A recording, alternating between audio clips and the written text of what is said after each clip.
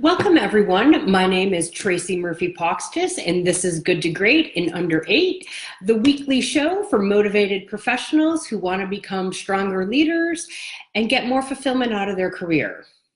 So a couple of quick things, guys, before we jump into today's show.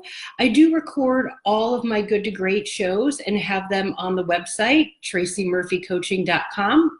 So if you go there and visit the Learning Corner, you'll be able to see all the videos along with some other great resources for you. And definitely, guys, check out last week's show, How to Take Back Control of Your Time, and download the free time management matrix. So guys, today is going to be the first of a three-part series where I'm going to take a deeper dive into three key themes that really make someone a good manager of people. Now, I'm sure as many of you guys are listening to this, you're probably thinking, hey, I am a great manager. You know, I've read books on the topic, I've taken trainings, and most importantly, I've learned what not to do based on having some pretty crappy bosses in the past myself. Well, while that all might be true, I want to share a couple of interesting facts with you guys today. These are some facts from a recent Gallup article. And first, and this one shocked me, nearly 70% of the total US workforce is completely disengaged at work. And this spans all levels of an organization, right? So not those in the middle or at the bottom or only the top, spans everybody. And I don't know about you, but God, I really found this number really shocking. Thinking that 7 out of 10 people aren't engaged in what they're doing, and yet they're spending at least 40 hours a week at work.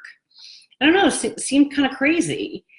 And then as I read further, what I discovered is that the key reason or the key factor responsible for why people are so disengaged is their manager.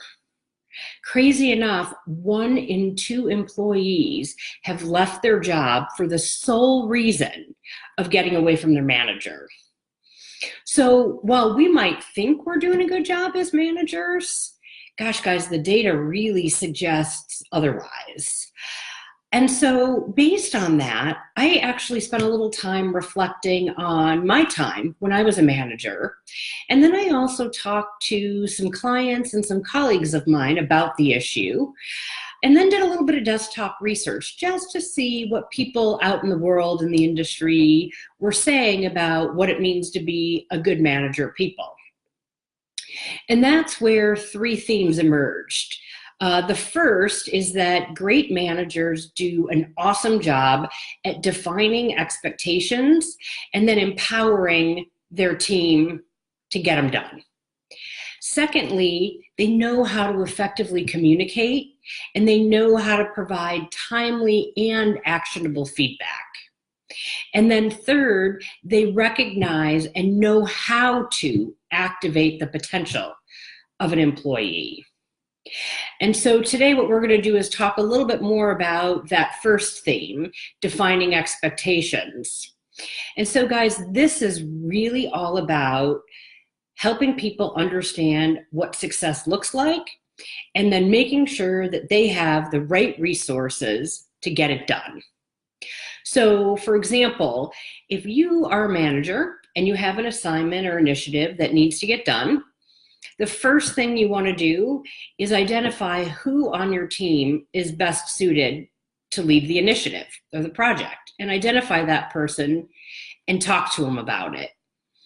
Honestly, there is nothing worse than having a manager talk to multiple people about an assignment or initiative, and then there's no clarity around who truly owns it. So once you've identified who that best person is for the job, the next thing you want to do is make sure you are clearly communicating what needs to get done and by when. So it's the what and the when. So for example, I'd like you to create a 10-minute presentation for one of our customers and have it to me no later than Friday. The presentation should focus on showcasing how our new product better meets their needs versus the competition. So really clear, really specific. If I were to say that to somebody, they would clearly know what I'm expecting and when they need to deliver it to me by. Now, of course, you want to consider the knowledge base of the individual person. So in the above example, right, if somebody's never created a sales presentation, they might need a little more specificity around the what. What you want to make sure, though, is that you steer clear of getting too into the weeds about the how they should do it, right? So saying things like, in your presentation, you need to have a page about this and a page about this, and you need to have a picture of this, right? Saying those types of things, guys, is likely to really stifle the person, eliminate any creativity that they might bring, and really be demotivating. And that's ultimately what we want to avoid. So then after we've made sure that we're clear about the what and the when, the next thing you want to do is really make sure that the person has the right resources that they need to get the job done. So you definitely want to make sure that you're spending just a little time thinking about what it is that they will need. Right, so in the example I shared earlier, you might want to maybe say something like, hey, you know, Alice just completed some great market research and it could really be helpful in your presentation. Or, hey, I talked with Steve and he has some capacity to help you build the presentation. Right, so these are things are demonstrating that you understand what that person needs to be successful. And so letting them know that you understand that and you want to make sure they have what they need is critical, right? Because what that's saying to the other person is that I care if you succeed, right? And I want you to succeed. So I know some of this, guys, might seem pretty straightforward and maybe more of like a reminder, but remember, this stuff is not happening. And so what I'd say is, as you're going about your day-to-day activities at work, really try and be mindful and in the moment and think about this. I know we're all super stressed and pushed for time, but really try and focus on making sure that you're doing this for your employees. And then the other thing to really consider around this space is, do you have trust with your team? Right? Because you're never going to be able to truly clarify the what and the when without getting too into the how until you trust those people on your team.